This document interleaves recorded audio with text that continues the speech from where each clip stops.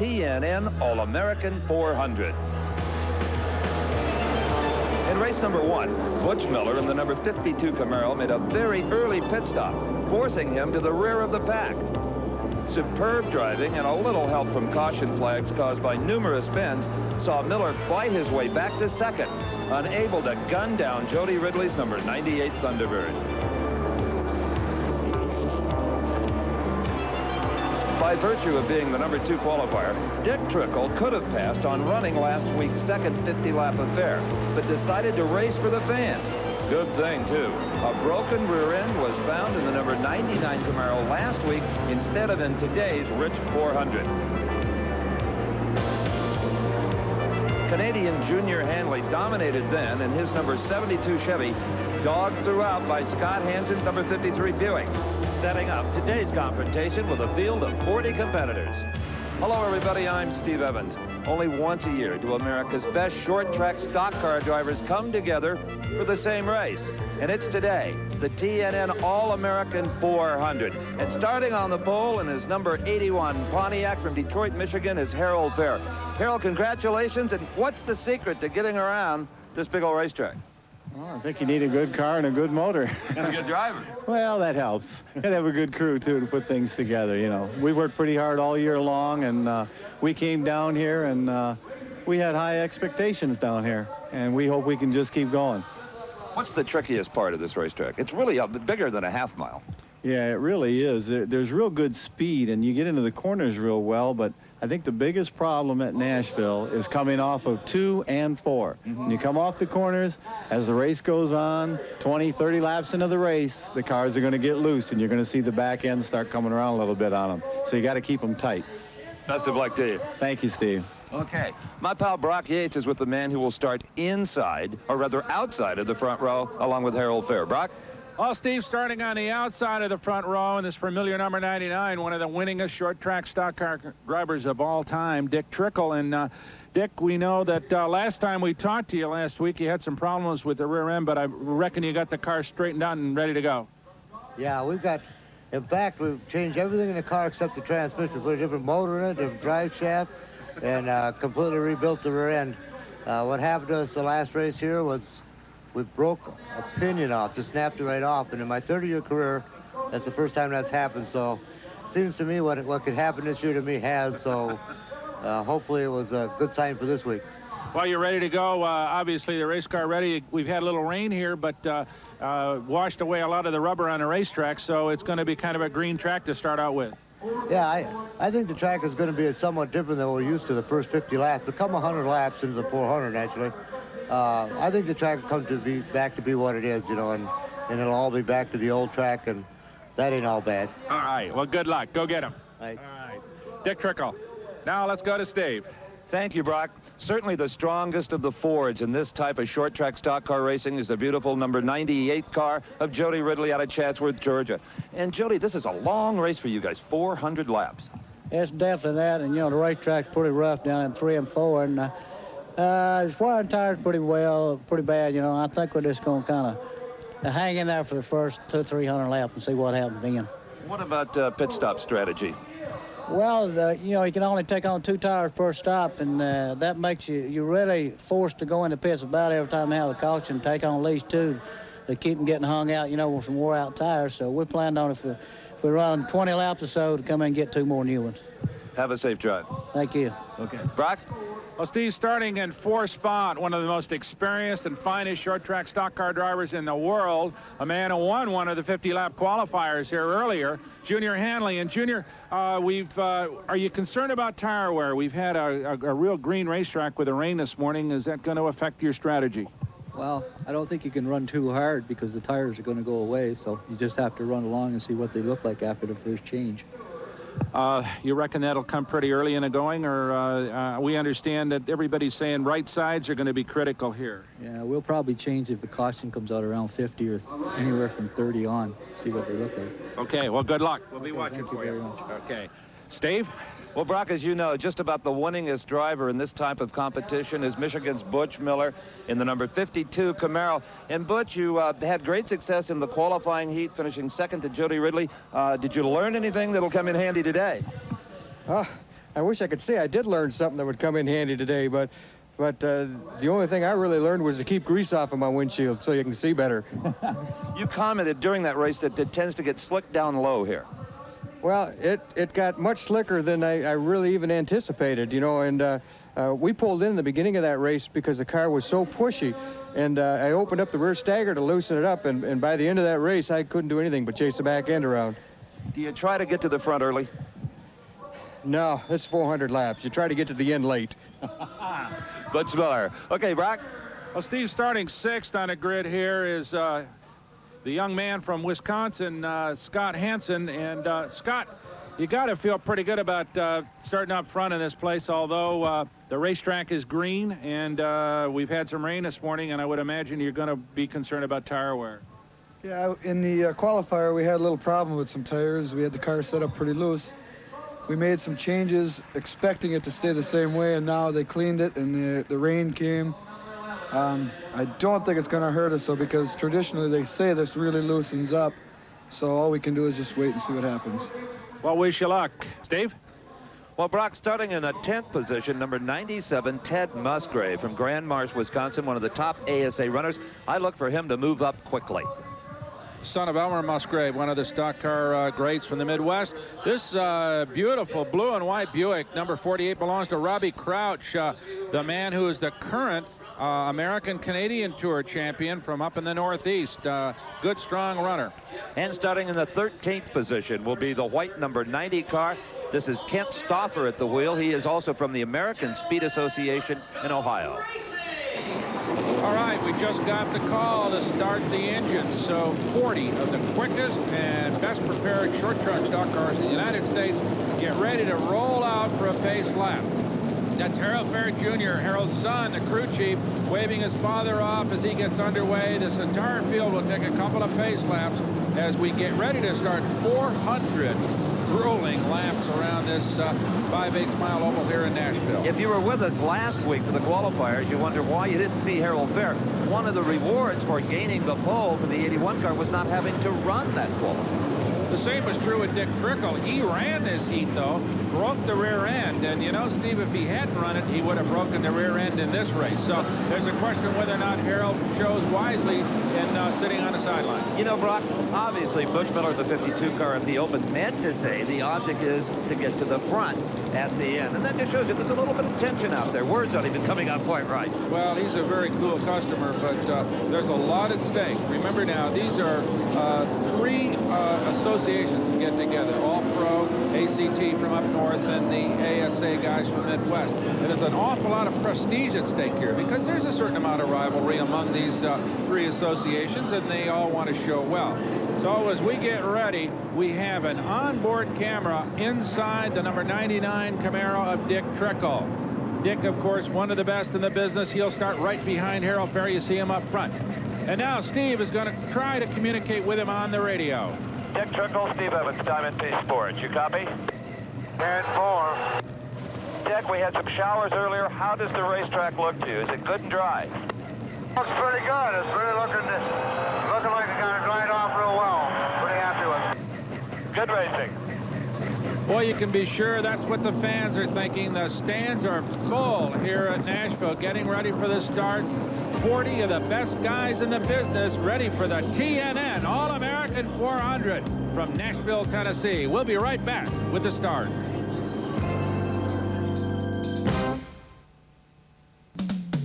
That's Nashville Motor Raceway starter Mike Dimmitt doing his traditional traffic cop routine, getting the cars lined up 2 by 2, ready for the start. But before we go, you know, earlier Steve had a look at a bunch of guys who worked for the last few days to get these cars ready to go with the most critical part of the race. The hardest working guys at any stock car race have got to be the Goodyear tire busters. You figure they will mount over 1,000 tires before this weekend is over because every top team plans to go through at least 6 or 7 sets. Now, a top hand here can dismount and mount a Goodyear racing tire in just about 4 minutes. Now, what happens to all of the old tires when the race is over? Well, they'll join these from the last race headed for the recycler. Who knows? Your next bath mat may have raced at Nashville Speedway. Well, guarantee you won't slip getting out of the shower if it is. But here we go. They're coming down into turn number 3. Harold Fair leading them, and I think Mike Dimmitt's going to throw the green flag, Steve. Oh, boy, and did Dick Trickle in the blue and white 99 ever anticipate that perfectly? Here is Trickle. You're riding with him as he comes down low. They say it's slick down there, and it is. You can see how hard he's having to drive the car. Now up high and into the left part of the course in turns 3 and 4. Okay, there's Trickle right behind him in the black 81. Harold Fair, Junior Hanley sitting right behind him in third with Jody Ridley in the 4th spot. Trickle crosses the start-finish line to complete lap number 1. Down into turn number 1 and 2. Down off there into the back straightaway. The field staying basically pretty stable. Hanley got a little looser right in the middle of the back straightaway coming off at 2. But Trickle, now Fair moves right in behind him. So we've got a freight train as Trickle continues to lead it. Not any position changes among the leaders. So we've got Trickle, Fair, Hanley, and Ridley in the top 4 positions. Clear track for Dick Trickle. You can see it. Happiest sight for a race driver, believe me. Nothing up ahead. No traffic. Although way up ahead, he'll start to pick up lap traffic here in another lap or so, Steve. In few forms of racing will you find the engine power more equal among the competitors. That's because the associations involved, there you see Trickle speed, 96 miles an hour, only allowed 9-to-1 compression. That's about the same as the average passenger car. Right. They also use a very small 4-barrel carburetor, so you see very few engine explosions. They can put as many as 1,500 laps on one of these engines, doing nothing more than changing valve springs between races. Right, Steve, and that makes for great competition. As you say, we will have a relatively low attrition rate in this race, presuming we don't have any big crashes. That is the biggest danger to car breakage here. Not the engines or the drivetrains. It's just getting into this mix-ups that happen so often in this very exciting form of racing. Right now, though, we had a very clean start. Nobody even got even sideways. And here comes Trickle moving in on a lap car. That's number 58, Dan Beebe, and he drove by him with ease, but more traffic ahead.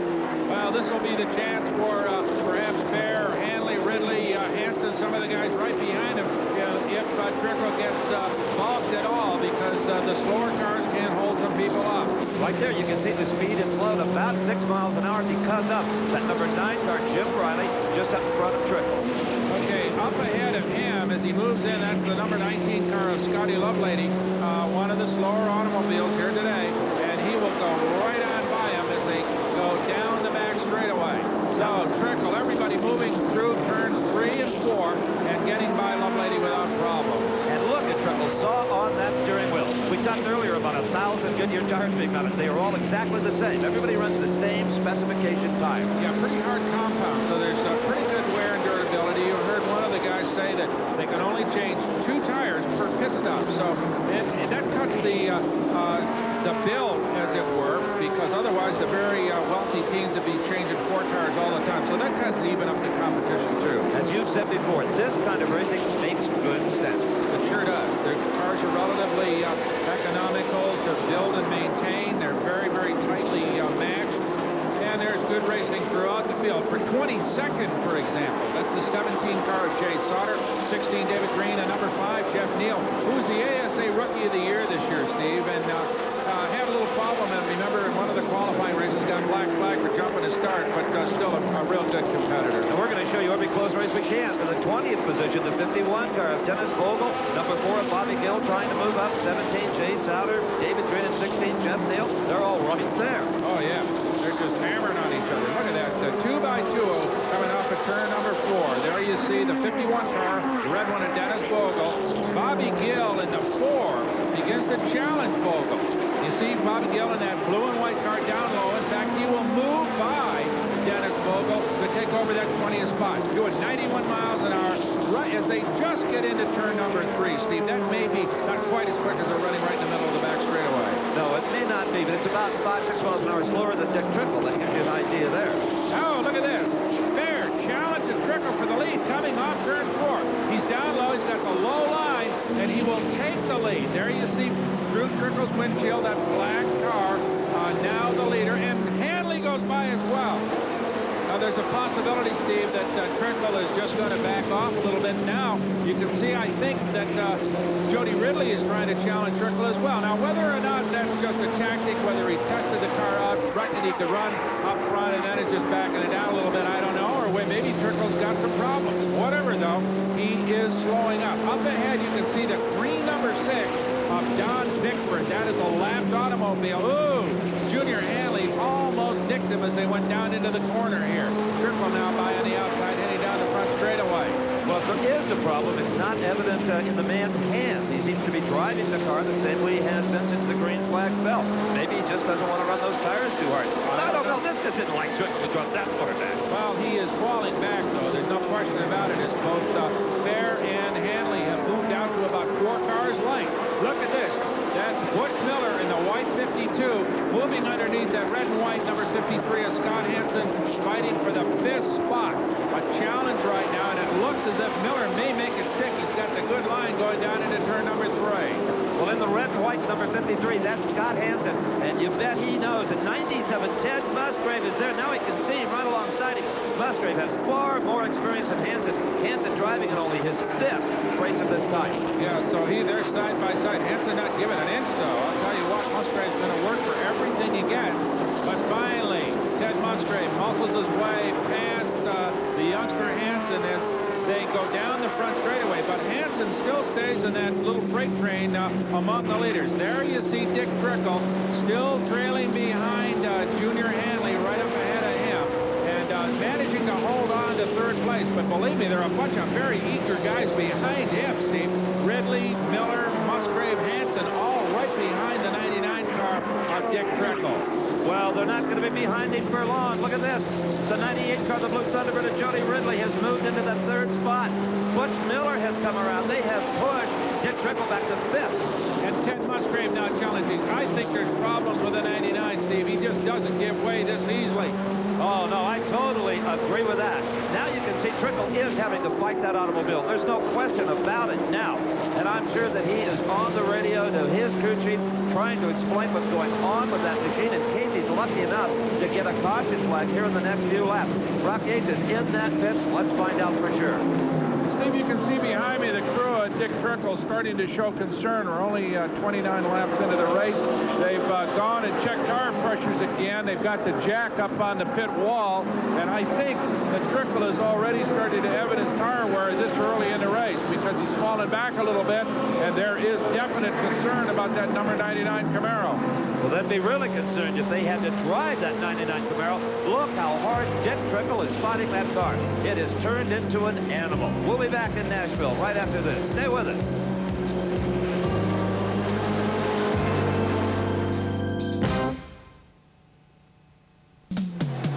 All right, the racing continues here in this beautiful 5/8 mile in Nashville as the TNN All American 400 continues. I'm Brock Yates along with Steve Evans, and Harold Fair, who started on the pole, has regained the lead after apparently Dick Trickle has slowed and fallen all the way back to 7th place, Steve. He looked like he was command for the first few laps, and all of a sudden everybody started to reel him in. Well, yeah, Dick Trickle is paying a pretty good price right now for any kind of a yellow flag. There's the race for 2nd, and Butch Miller just about tags it. Might have hit the 72 car of Junior Hanley. Just a little love tap. Right, those 2 white Camaros going at it for the 2nd spot. You can see that Harold Fair has a little bit of a lead right now, but Butch Miller has taken command of 2nd, and Musgrave has moved into 4th. Well, a ways back, nobody has taken command of hardly anything. Number 90, Kent Stopper in that 11th spot, but he's got number 33, Darrell Brown, to contend with, and Rick Craven in the 09 car. That's for 11th. So Stopper from ASA, Brown from All Pro, and Rick Craven from the ACT operation. 3 different associations, 3 guys going at it for that 11th spot. The blue and white 90 right now. There is Kent Stopper, currently in the 11th position out of Ohio in that number 90 automobile, leading Darrell Brown down the front straightaway. Well, they used to call this race the Civil War on Wheels, as the Midwesterners and the Easterners invade Dixie. Everybody having a good go at it right now as Butch Miller moves around on the outside of Harold Fair to take the lead. Does that 52 car handle or what, Steve? Oh, and that tells you that Butch Miller has cruised around to his heart's content. Now he's going to stand on the gate. Whoop! We have got problems. That's the 88 car. Steve Seligman, he is spun in turn 2. That is going to bring the caution out, and that will be a break, particularly, we know, for Dick Trickle. Now, Seligman had a tough time in the qualifier. He just barely made this field. He was 11th, and that's the least you can finish to get in. Well, it was a tough break. He did an awful good job. Started at the back, and one of the qualifiers moved into qualifying position. There's the 72 car, Junior Hanley, currently in the 3rd spot in for right side tires. Now, remember, they can only change 2 tires per pit stop. And, of course, with all left-hand corners, the right side tires take the most wear. Therefore, they get changed first. And you don't dare idle around up there deciding whether you want to make a pit stop, because the Stock Car Connection officials here, they get things cleaned up in a hurry. The 72 car, Junior Hanley, back out on the racetrack. Well, he's trying to get back out on the racetrack. The official holding him up there until it's safe and to get him into the right position. Well, they're forming the field up here, Steve. Now, these caution laps count in this event. Sometimes they don't in short track qualifiers, but in this particular one, here comes Butch Miller, the current leader, in for his pit stop. There's Dick Trickle in the 99. Scott Hansen in the 53, all coming into the pits. Most of the leaders in here to make those tire changes. Oh, yeah, it looks like rush hour down here, and you can see also rubber going on the right side of 52. Now, here is Dick Trickle pulling in. Let's see exactly what Vic and the crew decided to do to that car. Going to put some fuel in it and right side tires. All right, running out. Ooh, and having some problems is 52, Butch Miller. He came in as the leader. This could be costly. This is costly. He's got Hanley held up behind him as well. So there goes Dick Trickle. There goes Butch Miller. There goes the 98 car, Jody Ridley. Here comes 53 Hansen, all underway, up onto the racetrack, and Trickle underway. And Brock, the 72 car of Junior Hanley, is back in the pits. This is a little strange. They're working again on the right rear and also on the left side of the automobile at the rear. They've got the tire off, and apparently there was some kind of a brake problem or something, because they reached in and did some work on the rear axle. So, oh boy, this is disastrous for Junior Hanley, but his crew trying to get him back up there as quickly as possible. Now, you think this is confusing and a bit of a zoo this year. You should have been here last year when Nashville Motor Raceway was configured a bit differently. Remember those mass pit stops we had under caution last year here at Nashville? I'll tell you what, they had to use this little quarter-mile oval here in the infield, and it was a mob scene. Total confusion. Kind of reminded you of one of those chain reaction crashes that they have every once in a while on the freeways. But by comparison, I suppose, they were almost organized. But now it's changed. They've done a whole lot of reworking here in the pit area at Nashville, and they've widened it and lengthened it so that it runs all the way down into turn number 4. The result? A pit area that'll accommodate the entire field, permitting them to stop under relatively good conditions, and it's guaranteed to make for better racing. Continuing improvements here at Nashville Motor Raceway. Next year, we're told the racetrack itself will be entirely repaved. It won't be quite the tire eater it is today. Well, we've had a whole change in the leaderboard here, Steve, because of pit stops. Craven, Seneker, Gary Santamon, Mike Garvey, Ted Musgrave leading it. Fair, who started on the pole, Ridley, Trickle, Miller, and Hansen. Those guys, of course, should be the leaders and probably will. The reorder will establish itself once they get back under green. But right now, those guys sitting back in the 5 through 10 spot, but believe me, when the green flag drops, it will reorder itself rather quickly. And I think that, yes, the green is out. We're back underway. And Rick Craven in the white 09 car finds himself at the lead of this race. And alongside him there, that is the 15 car of Daniel Keene. Now, he is a lap car, and he is getting down low on the racetrack, but apparently not low enough for Rick Craven, the 09 car, to have enough horsepower to get around him, Brock. Well, Keene, yeah, he seems to be riding down in the low group, giving Craven plenty of opportunity to get by. But Craven, as you say, just doesn't seem to have enough steam to do it. Now, Bob Seneker, the 84 car, who's made a nice move from way in the back. Not a comfortable place for him. He's one of the real stars in this kind of racing. He is sliding back again. All right, Steve, there's your race for second. The red and white car of Gary Santamon, number 7, 26 Mike Garvey, and the 97 of Ted Musgrave. In the meantime, though, Keene really, even though he's down 1 lap, seems to be leading this race for all intents and purposes, because Rick Craven in the 09 simply cannot get by him. This this is again another example of how even these automobiles are. Well, part of the problem is Keane gets down low in the turns, but then he pushes out high, forces Craven up as well, and finally Craven is able to execute. But he was held up just long enough for the second and third place runners to make up some ground. Well, I'll tell you what, I'll defend Keane here. He has no obligation to let him by. He was trying to drive. He certainly got out of the fast lane, and still Craven couldn't get to it. All right, there's the race for 6th spot. Dick Trickle currently in 9th position. Right ahead of him, Jody Ridley. Right next to Ridley is the 84 of Bob Seneca. Remember, he has had some problems. So Ridley muscling his way by. There is a field of cars. There's Ridley in the 98, Harold Fair in the 81. There's Seneca on the outside there as Trickle moves by him. Right ahead of him, though, is still 98 Jody Ridley. As Dick Trickle heads out onto the back straightaway and tries to reel in Ridley, but it isn't working right now. That 52 car, though, that's Butch Miller, as we watch once again through the windshield of Dick Trickle heading down the front straightaway, crossing that white start-finish line to complete yet another lap. Well, you know, in a race of this length, 400 laps, all these guys are really thinking about now is to stay on the lead lap. If you're on the lead lap with 40 or 50 to go, you got a shot at winning it. Well, we're still interested as to what caused Dick Trickle to drop back. Remember, he held the lead for a while and seemed to have a lot of authority up there, but now he's just kind of faltering about in the 7th, 8th, 9th positions back there. Yeah, but he lost those positions because of the pit stop. The car seems to be a bit happier now. He's in the 8th spot, and look, he's got the power and the handling to move up on him. Yeah, he's also, you can watch his hands on the wheel. He was really sawing on that machine before he made that stop, but now the car seems to be a lot more stable. As we watch Ridley, there's Trickle, and right behind him, Butch Miller in the white 52, sweeping through turns 1 and 2. And here's the race for the 4th position. Number 7, Gary Amont. 26, Mike Garvey, Harold Fair, Jody Ridley, and this man, Dick Trickle.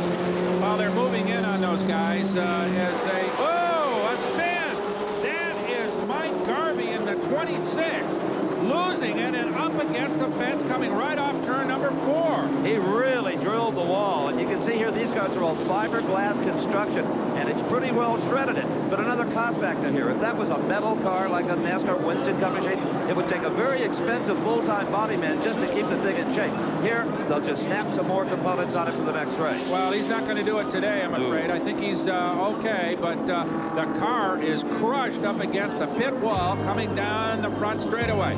The caution is out. We'll be back for more of the TNN All American 400 right after this.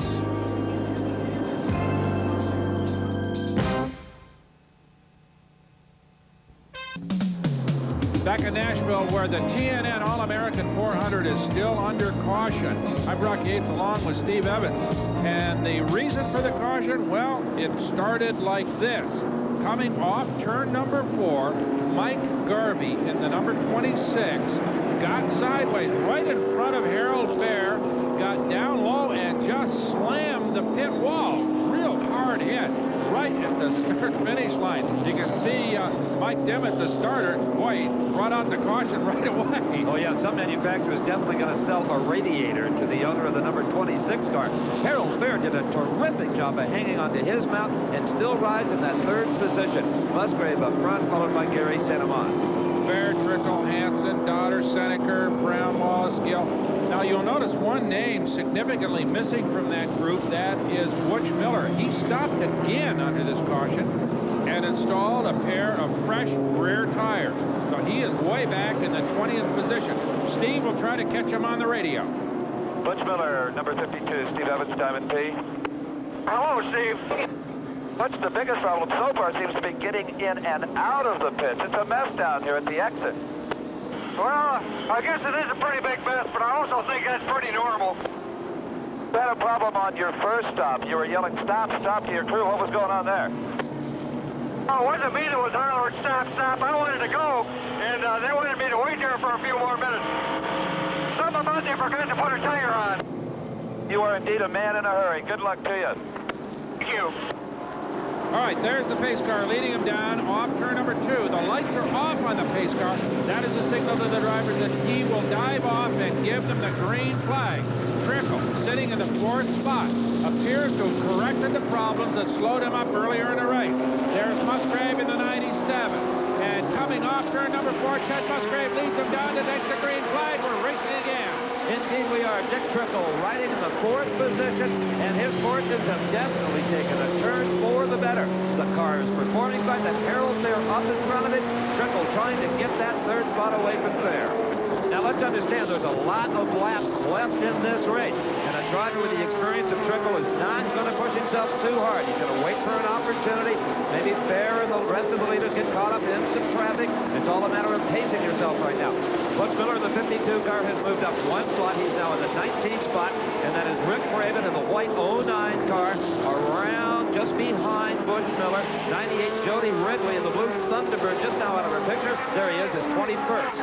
Everybody doing a really heads-up job of driving, considering how rough it is there at turns number 3 and 4, and the overall portions of this racetrack. Just an awful lot of very professional driving going on. And there's the race for the 2nd position. That's Harold Fair in the 81 car on the inside. Dick Trickle has a great view of the battle up in front of him between Harold Fair in 81 and Gary Santamont in the number 7 car. Trickle, of course, is in the 4th position. Now Trickle is getting right into the middle of this. You can see on the outside there was the 7 car of Gary Santamont. He is by him, and now Trickle is in the 3rd spot behind Harold Fair. And 79, Bobby Dotter. He is also closing up on number 7, Gary Santamont. Dick Trickle has really made a dramatic comeback here. Brock right now is with the driver who had the crash earlier. Steve, I'm with Mike Garvey. You brought out the yellow after he got loose coming down the front straightaway. Did something break, Mike, or somebody get in your way, or what? No, I came off the corner and I was trying to get underneath the 7 car, and I got a little bit sideways. When I tried to catch a car, me and Harold Fair touched, and it just turned me around. I couldn't touch it, and I got into the wall. Yeah, it's too bad. Car running all right other than that? No, I felt like we had something wrong with it. Something in the right rear corner felt real funny the whole day.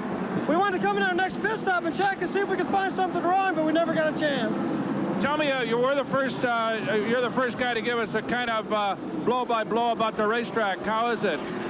Track seems to be getting slipperier and slipperier the whole time. It's really getting tough to get off the corners.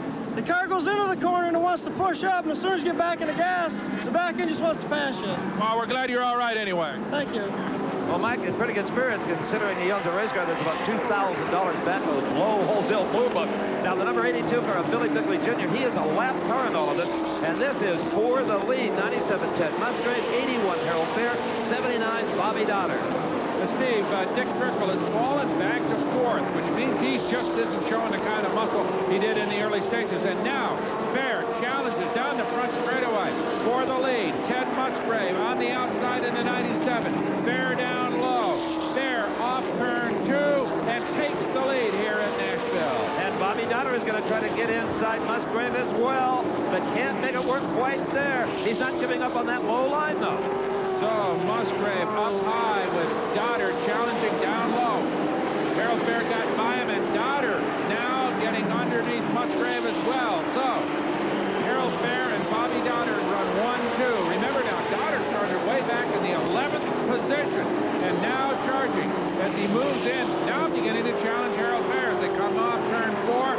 Fair up a little bit high. Dotter's got the line going into turn 1. Can he make it work? No. Harold Fair slams the door on Bobby Dotter as they sweep off turn number 2. Dotter, though, won't give up. Stays, keeps that nose of that 79 stuck right underneath Harold Fair's left rear fender. And as they come off turn number 4, he's going to try it again. Got the line, pushes out into the lead. So we've got a new leader, Bobby Dotter, car 79. Takes it over from Harold Fair, and look at this. Dick Trickle has moved past Musgrave to take over the 3rd spot. So maybe Trickle was sandbagging a little bit. He may be making his move. Bobby Dotter is for sure. He's our new leader here at the TNN All American 400.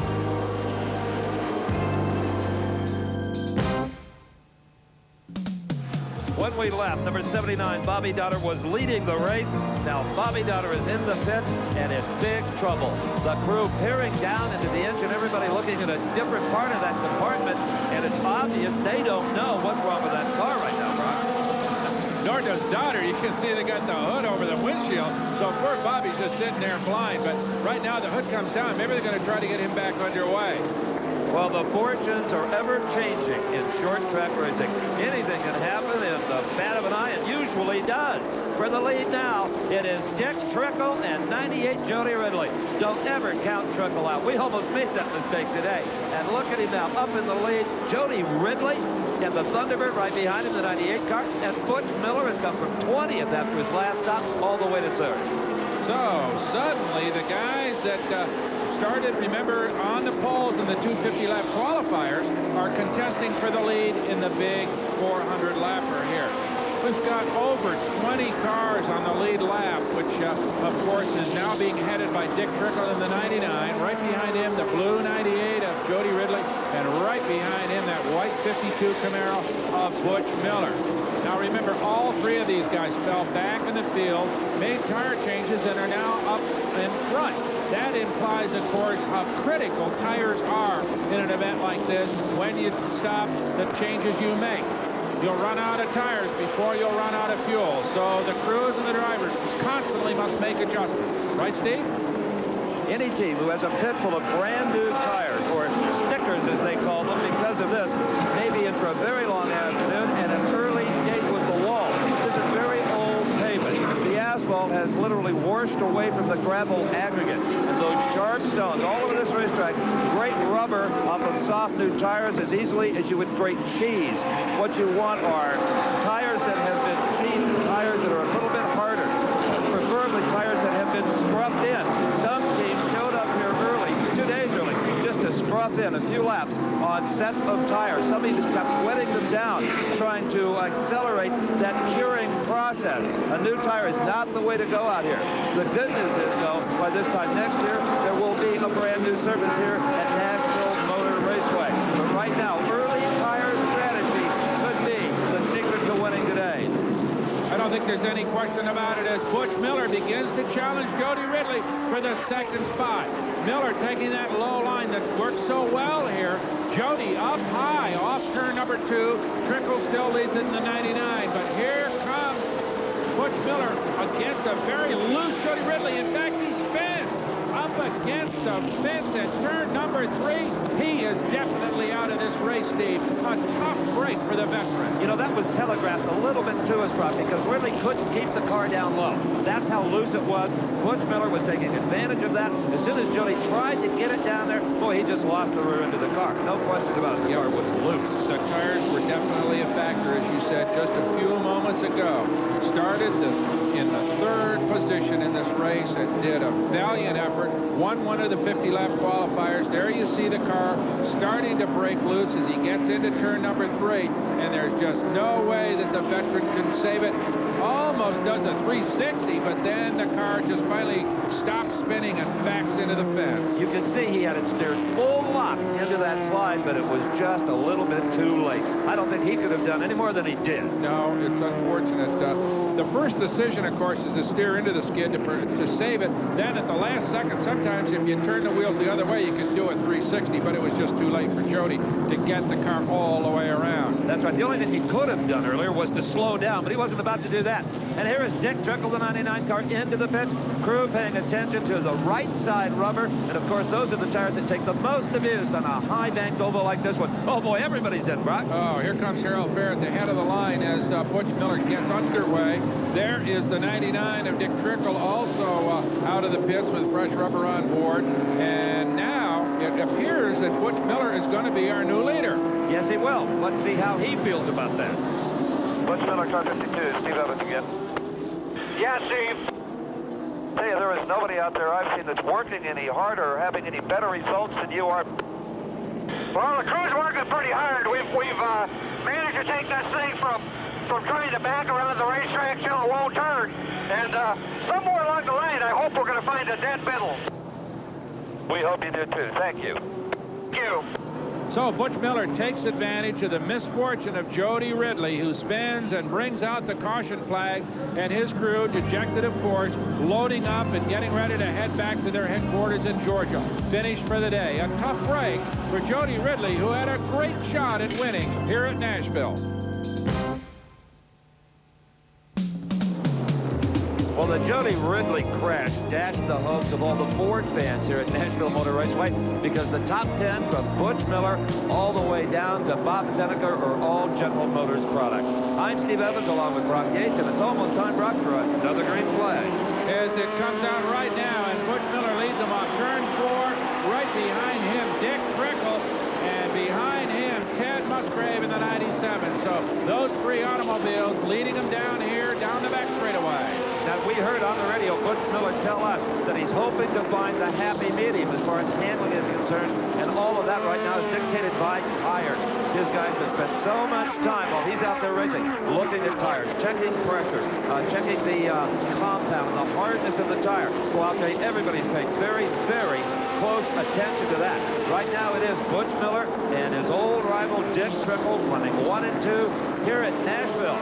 A few moments ago, we saw that horrendous crash, the blue number 98 Thunderbird of Jody Ridley. Happy to report that Jody is okay and right now with Brock. Well, Steve, I'm with one of the most popular drivers here by a long shot, was running in 2nd place, and all of a sudden the car got loose.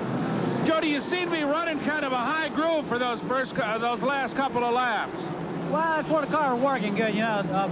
Trickle was running down low, you know, working pretty good either way, and that was the only opening I had, so that's why I was up there. But evidently, I ran over some debris going down the back, and you know, I was sideways in the back in the straightaway before I got to the corner, so I think the right rear blew on me going out in the corner.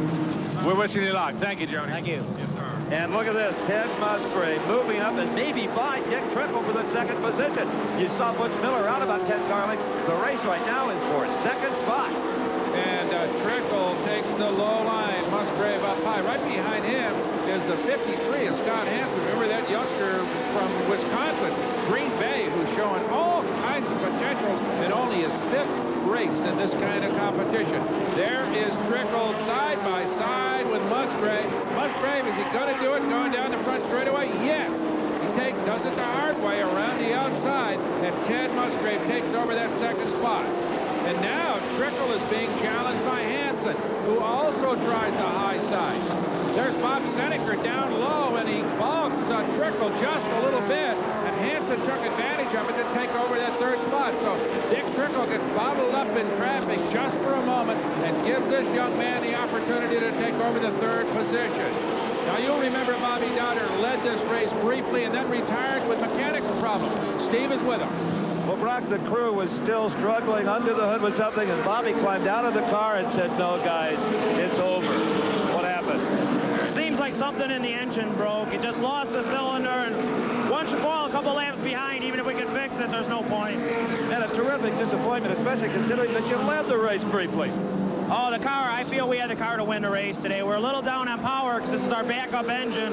But as far as handling, there's not another car here that's handling as well as our car was. Well, a great job while it lasted. Thank you. Obviously disappointed young man. Whenever you feel like you got a shot at winning it, and then you have to park it for some mysterious mechanical ailment, all the more frustrating as we go back to the race for 8th place. That's 36, Kenny Wallace.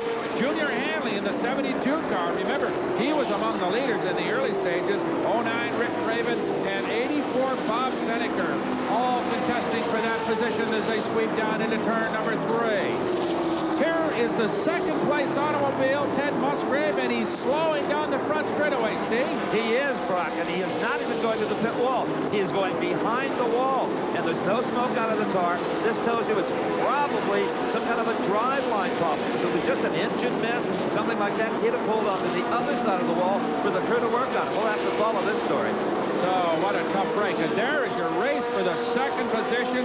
That is 33, Darrell Brown and Scott Hansen going at it. Darrell Brown on the inside, the 53 is Scott Hansen on the high side. Right behind them, Dick Trickle in the 4th position, and Harold Fair bringing up right behind him. Look at Hansen and Darrell Brown go at it. And don't you know, Dick Trickle in 99 would love to join this party. A little contact there between Darrell Brown in 33, 53, Scott Hansen, and Trickle is like a vulture there, Brock. He's just waiting for either one of them to make a little mistake. Well, based on the way they're banging on each other, that is entirely possible. Oh, we've got a car down inside. That is Clifford Allison, Bobby Allison's younger son, the 23-year-old driver who's following the footsteps of his older brother, Davey, who has also started in the all-pro circuit. So we've got a caution out. That should bring in some of the leaders. Yes, Butch Miller, 52, into the pits. Crew ready. It looks like they're going to do right side rubber. Oh, slides to a halt. 4 to 99, Dick Trickle. They are in as well. Looks like they're going for left side rubber, Steve Evans. And this is pit competition between the two very best cars. Well, I should say 2 out of 3. You'd have to throw Harold Thayer into this. That the ASA has to offer. And out of the pits first comes 52, Butch Miller. They're still attending to the left front tire. Now they get the 99 car down. And dirt tracking it out of the pits goes Dick Trickle. Wow. In our pre-race interview with Jody Ridley, he says, well, we'll duck in at every yellow flag. You're going to have to do that to change tires if you plan to win this race. And boy, that prediction has proven to be totally accurate. Right now, let me tune up the old radio again and see if we can talk to Butch Miller in that number 52 Camaro. Butch Miller, 52, your old radio pal, Steve Evans, here again. Hello, Steve. I tell you, you really got in here quick, slid that car to a stop, and kind of pointed it out at an angle. An excellent maneuver. You know, I'd like to take credit for that, but I had a little bit too much rear brake cranked in there, and that was pure accident. And what's the strategy now? We're past the halfway point.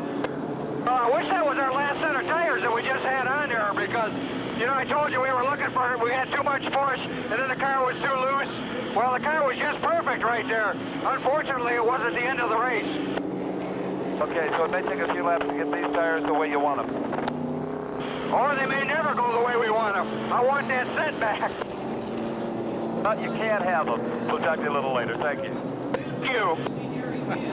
Why don't we just let Miller do the call from the car and we'll go out for a beer. We'll be right back with the TNN All American 400, now under caution here in Nashville.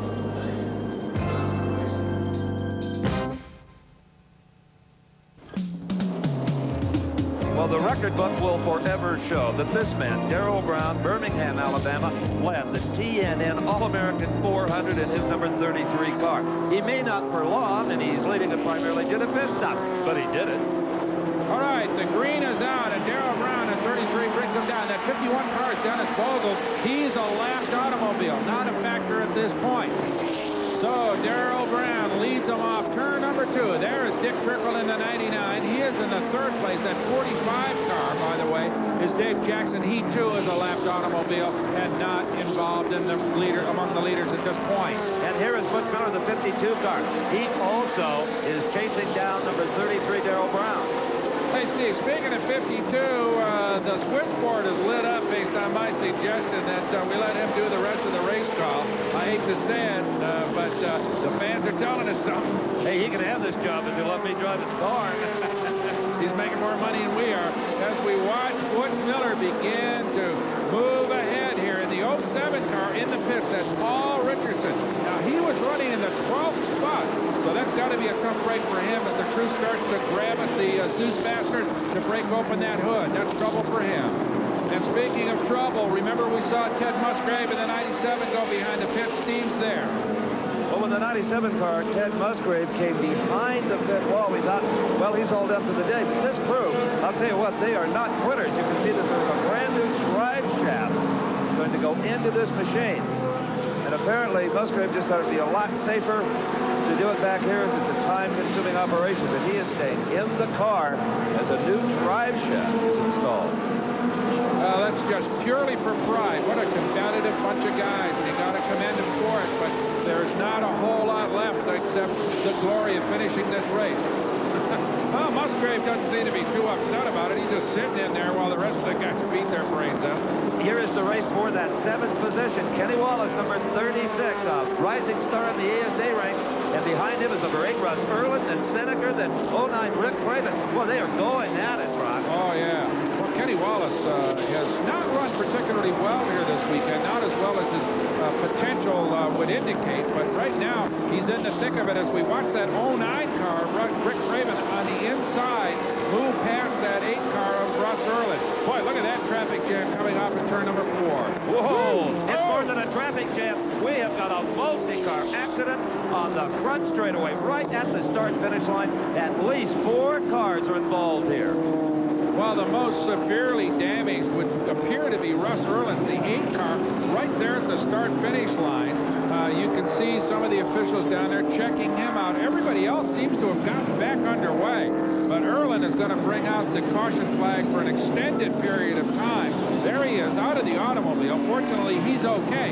He took a pretty hard hit down there, Steve, as he came off turn number 4. Let's take another look at it. You can see Kenny Wallace appears to tap 15, Daniel Keene there, that red and white automobile.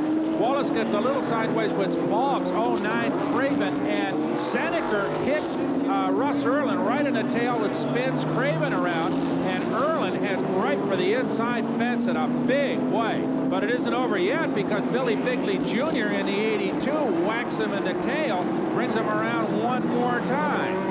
And now let's go to Steve, who's with a lucky Russ Erlin. Well, Brock, I'm happy to report that Russ Erlin is hale and hearty, but very disappointed in a costly crash. What happened? Well, there's a little bump that went on a couple of cars ahead of me, and I slowed up, and I don't know who was behind me, but he sure wasn't looking too far. And he hit me in the rear, and it lifted my back end up, and I couldn't drive the car. Thanks, Steve. Okay, we're under caution here one more time at the TNN All American 400 as they clear away the wreckage. We'll go green when we get back.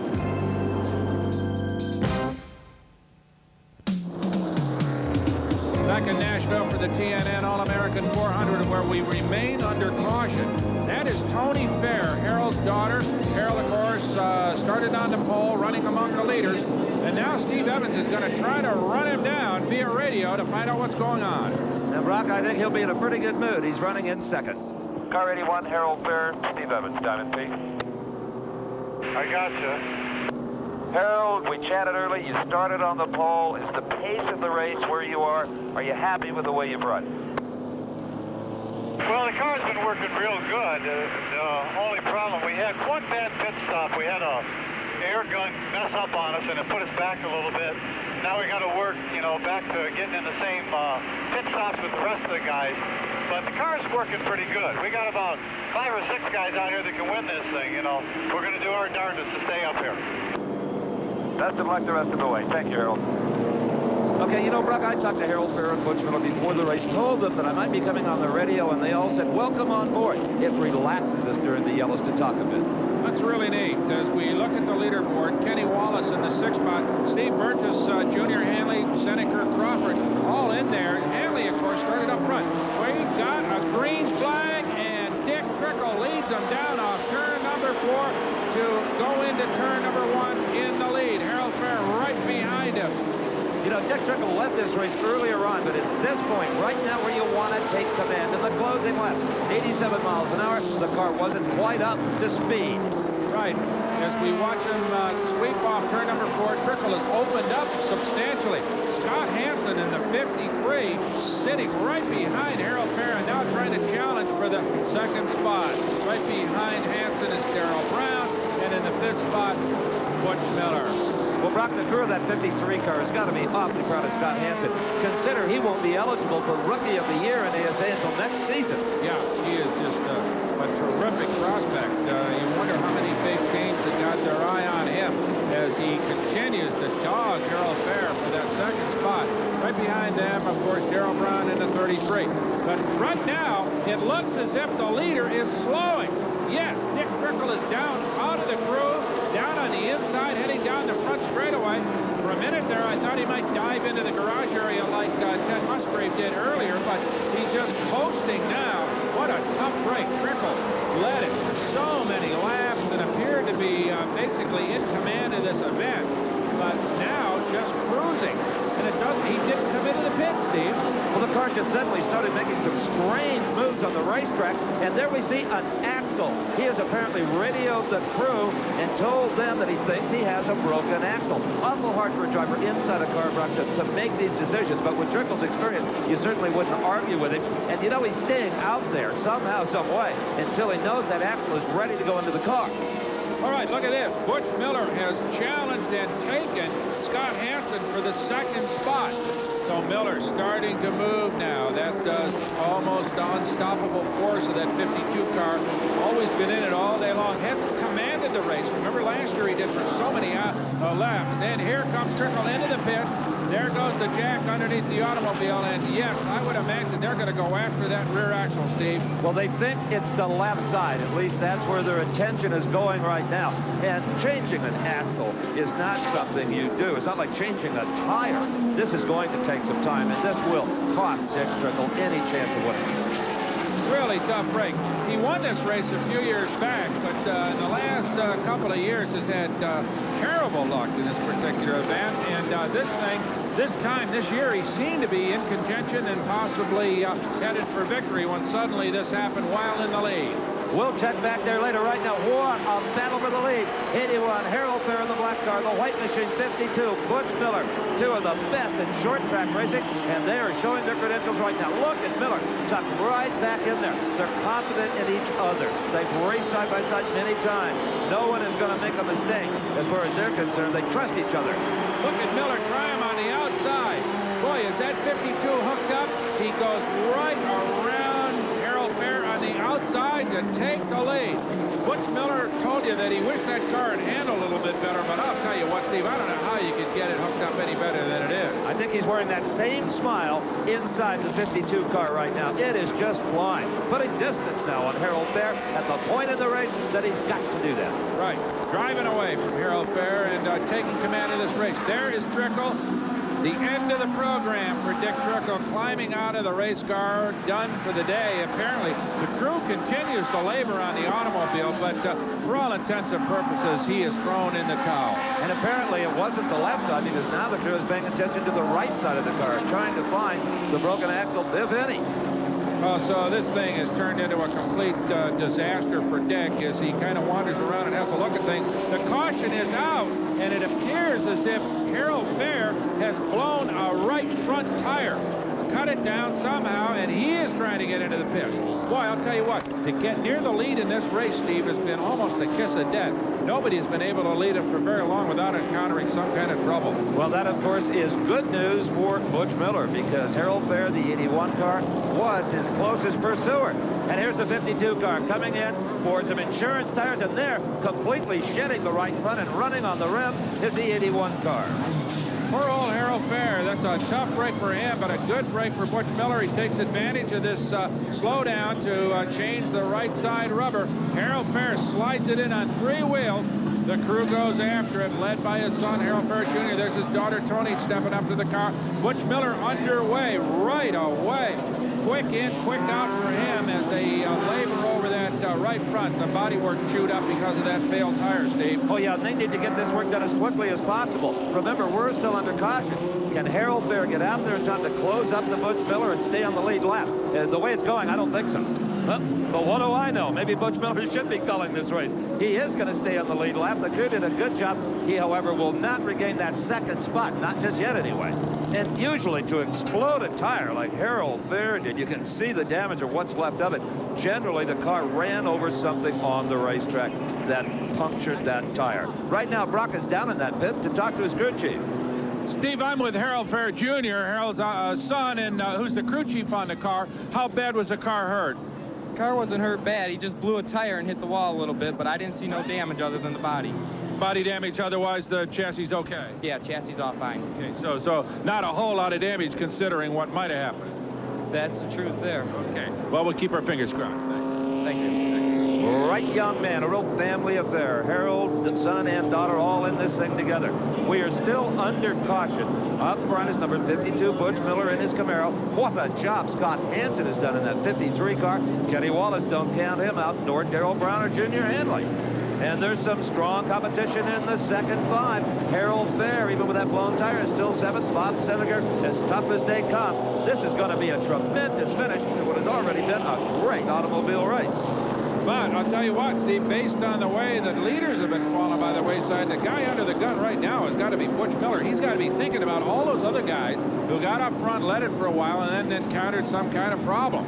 So the man of the hour, though, is Butch Miller. He is actually the 4th car back there. The 3 cars in your picture, the 45 automobile, that Rick Craven car, 51, they are lapped automobiles. So when we see a green, Watch 52 because he's the man on the point. And the green is out. Butch Miller trying to extend his advantage here at Nashville. That's right, and immediately he will be in traffic. Those 3 cars up in front of it. And look at Hansen. Hansen trying to stay right with him. They can't let Miller get away. If he goes out and hides, he's going to take the money home. One of the craftiest drivers there is, seldom ever makes a mistake. Now, here's the race for 6th place.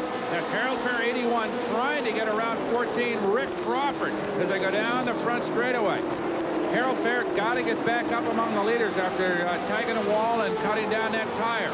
You know, Harold knows, Brock, that if he doesn't get in too big a hurry, doesn't make a mistake out of haste, that he still has a chance here. No question.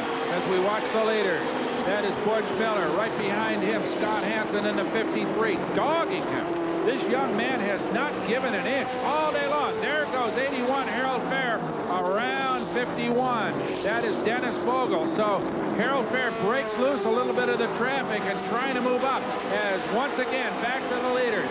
Scott Hansen right behind Butch Miller, just following them up and down all around the racetrack. Wherever Butch Miller goes, you can be sure that Hansen will follow. And here is Harold Fair in the 81 car closing on a lap car. That's number 28, Clifford Allison. Allison is going to get up high, and Harold Fair goes down low. That's not exactly where you'd like to pass, but it's the only opportunity he had. But there's no question about it. The man in the 81 car is possessed.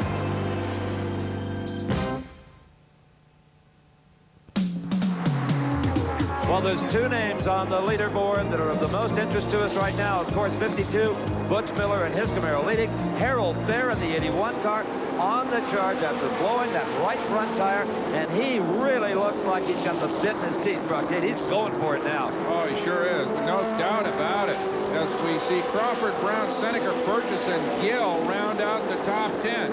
Now, for most of this race, there has really been no low groove, but look at Harold Fair right there as he moves in on Kenny Wallace in the 36 car.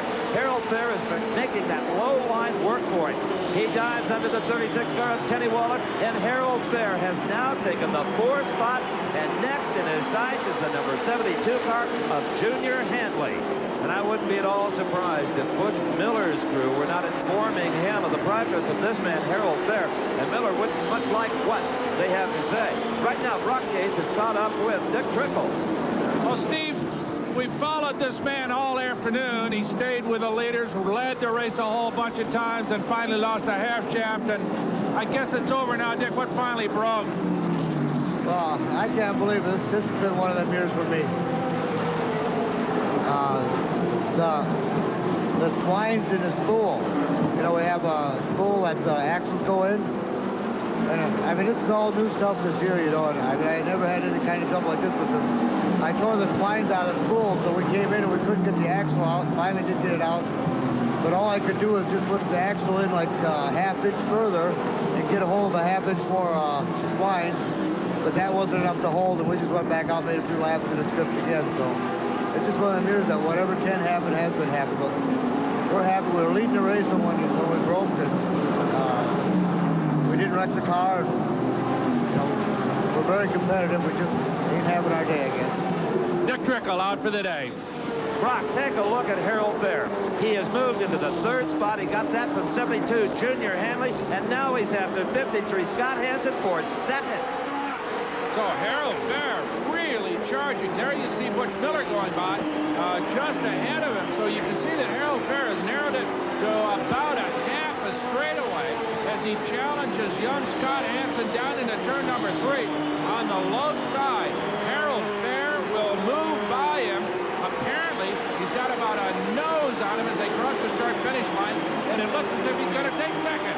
You know, Brock, finally, there has been enough racing to put some rubber down. You can see it down in the lower groove, especially in turn number 1. And that has given Harold Fair some passing opportunities he might not have had in the early going.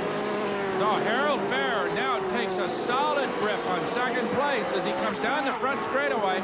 You can see that terrific speed shot as this man, Butch Miller, now knows, surely from his crew, that he has a very, very strong contender behind him in 2nd place.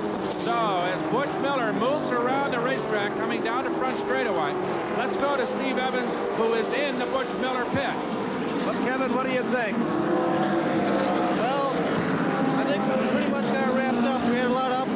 today. The track seemed to change so much, so we did a lot of different changing all day. But hopefully we got this on watch. Last year we ran out of tires at the end of the race. This year, just a few more laps, I think we got it. Okay, it's nervous time. It seems at this point the clock runs backwards.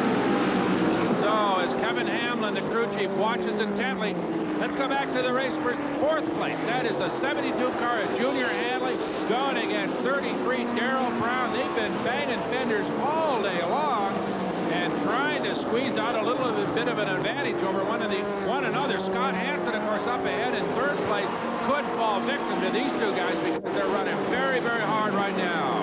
And hard is what you're going to have to run because there are only 3 laps left for that man, the number 52 Camaro. Battle scarred though it may be, no car has handled better or run better all day long. But look at Harold Bear. Is he catching him, Brock? Well, not quite, Steve. That is a lap car right between the two of them, and he's got about a straightaway's length lead on him right now. So at this particular point, if he's got any more speed in hand, Butch Miller ought to be able to hold him off, but believe me, it isn't over yet. Well, it's going to be soon because there is the white flag. That means that Butch Miller in car number 52, the man from Michigan, is on the final circuit of this racetrack. There is Harold Bear, the black number 81. Kevin Hamlin looking on with the crew. Butch Miller indeed will win the TNN All American 400 coming out of turn number 4, and there's the sight of the checkered flag. So he wins it. Kevin Hamlin and the crew celebrating a long, hard afternoon. Great work on their part, great work on the part of their driver as they win it here in the TNN All American 400. Butch Miller.